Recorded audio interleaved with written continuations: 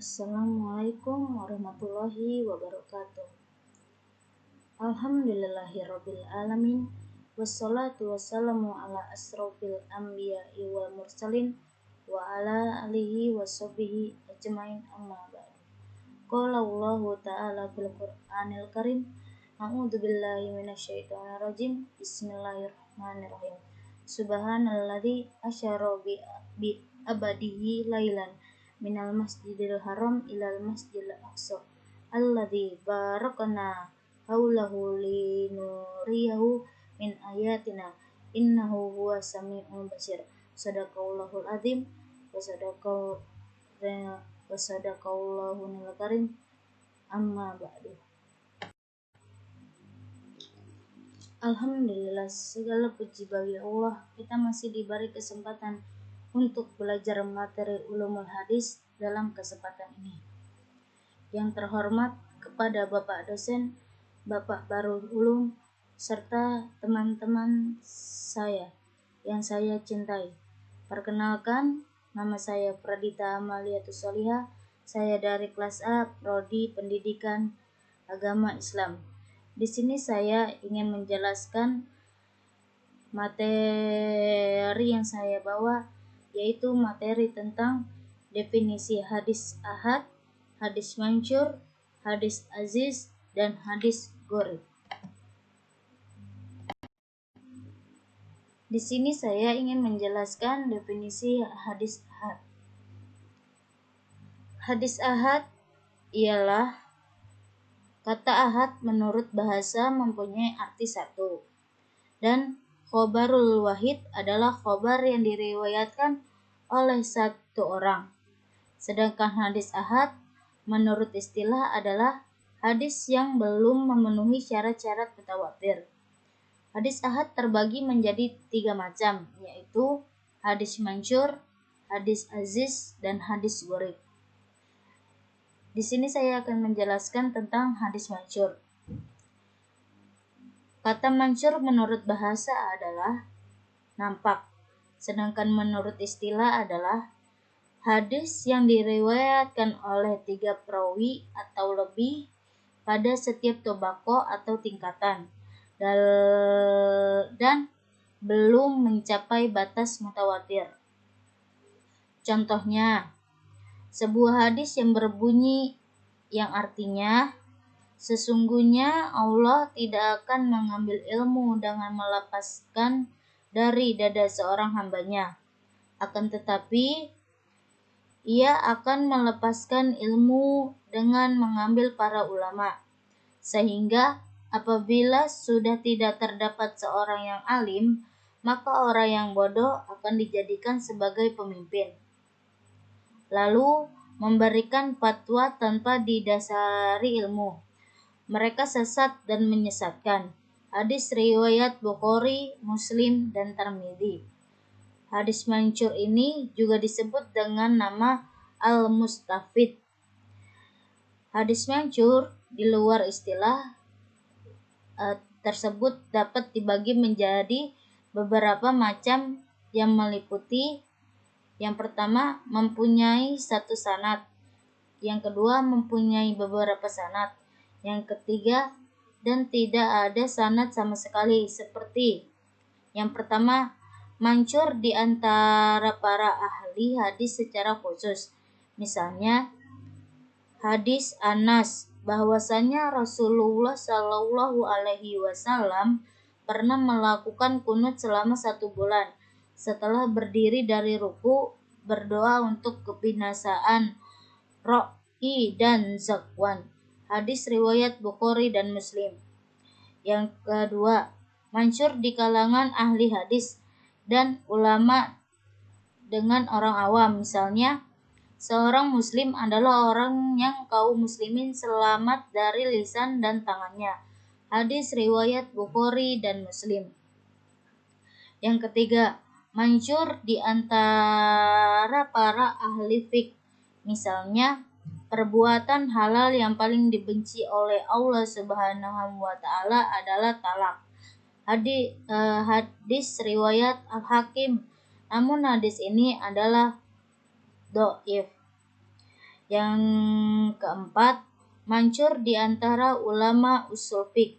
Misalnya, telah dibebaskan dari umatku kesalahan dan kelupaan. Hadis riwayat Al-Hakim dan Ibnu Hibban. Yang kelima, mancur di kalangan masyarakat umum.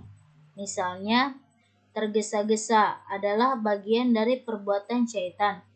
Hadis riwayat Tirmidzi dengan sanad hasan. Adapun di sini saya ingin menjelaskan hadis yang kedua, yaitu hadis aziz. Aziz artinya yang sedikit, yang gagah atau yang kuat. Aziz menurut istilah ilmu hadis adalah suatu hadis yang diriwayatkan dengan minimal 2 sanad yang berlainan rawinya. Contohnya, Nabi Shallallahu Alaihi Wasallam bersabda, "Tidaklah beriman salah seorang di antara kamu hingga aku Nabi lebih dicintainya daripada bapaknya, anaknya, serta seluruh manusia." Hadis riwayat Bukhari dan Muslim. Dengan sanad yang tidak sama. Keterangan hadis tersebut diriwayatkan oleh Bukhari dan Muslim dari jalan Anas dan diriwayatkan pula oleh Bukhari dari jalan Abu Hurairah radhiyallahu anhu. Susunan sanad dari dua jalan tersebut adalah yang meriwayatkan dari Anas, Qatadah dan Abdul Aziz bin Suhaib. Yang meriwayatkan dari Qatadah adalah Syu'bah dan Sa'id. Yang meriwayatkan dari Abdul Aziz adalah Ismail bin Iliyah dan Abdul Waris. Adapun saya ingin menjelaskan hadis tentang hadis gharib. Kata gharib secara bahasa berarti yang jauh dari kerabatnya. Sedangkan hadis gharib secara istilah adalah hadis yang hanya diriwayatkan oleh seorang perawi secara sendiri dan tidak dipersyaratkan. Periwayatan seorang perawi itu terdapat dalam setiap tingkatan atau tobakoh periwayatannya. Akan tetapi cukup terdapat pada satu tingkatan atau lebih. Dan apabila dalam tingkatan yang lain jumlahnya lebih dari satu, maka itu tidak mengubah statusnya sebagai hadis gharib. Sebagian ulama lain menyebutkan hadis ini sebagai al-fard. Adapun pembagian hadis gharib yaitu ada dua hadis, yakni hadis gharib mutlak dan hadis gharib nisbi.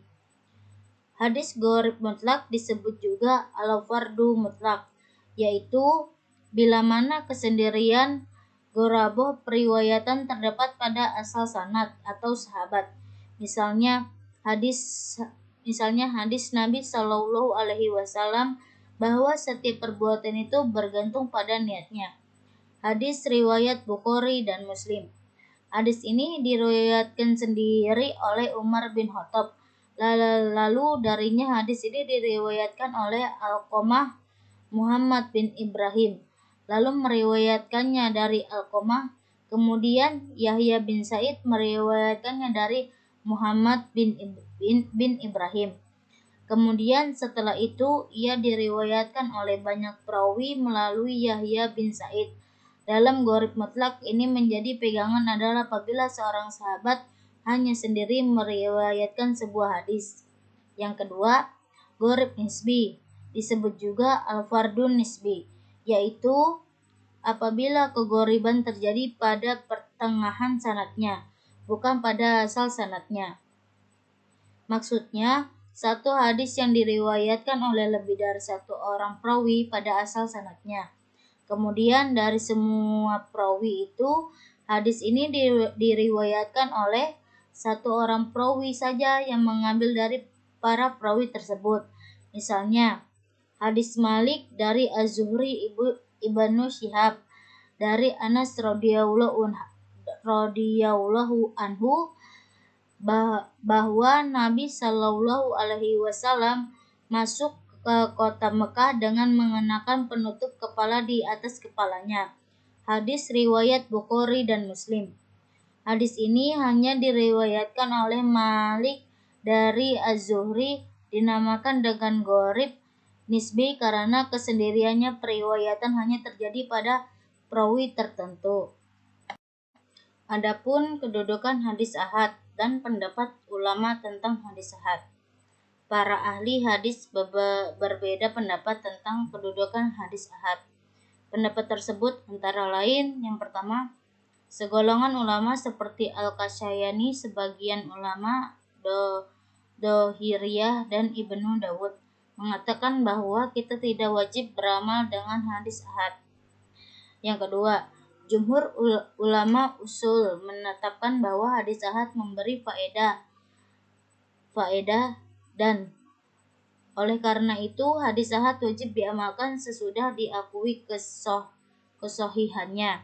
Yang ketiga, sebagian ulama menetapkan bahwa hadis ahad diamalkan dalam sebagai bidang. Yang keempat, sebagian muhaqqiqin menetapkan bahwa hadis ahad hanya wajib diamalkan dalam urusan amalia atau furu ibadah serta kafarat dan hudud, namun tidak digunakan dalam urusan goid atau akidah. Yang kelima, Imam Syafi'i berpendapat bahwa hadis ahad tidak dapat menghapuskan suatu hukum dari hukum-hukum Al-Quran. Yang keenam, ahlu zohir, pengikut Daud ibnu Ali al-Zahiri, tidak membolehkan mentaksiskan umum ayat-ayat Al-Quran dengan hadis ahad. Hadis gharib juga dinamakan dengan hadis part, baik menurut bahasa maupun menurut istilah. Perbedaan antara keduanya hanya ditinjau dari segi pemakaiannya. Sebutan hadis gharib mutlak, sedangkan sebutan hadis gharib lebih banyak dipakai untuk hadis gharib nisbi atau fard nisbi. Hadis gharib ini ada yang sahih, ada yang hasan, dan ada yang dhaif, tergantung pada kesesuaiannya dengan kriteria sahih, hasan, atau dhaifnya. Adapun kitab yang memuat banyak hadis gharib yaitu kitab yang di dalamnya terdapat banyak hadis gharib. Yang A, Musnad Bazar, yang B, Mu'jam al-Awsatnya Tabarani. Adapun kesimpulan dari hadis ahad, dari pembahasan ini dapat kami simpulkan bahwa hadis ahad adalah hadis yang jumlah rawinya tidak sampai pada jumlah mutawatir, tidak memenuhi syarat mutawatir, dan tidak pula sampai pada derajat mutawatir.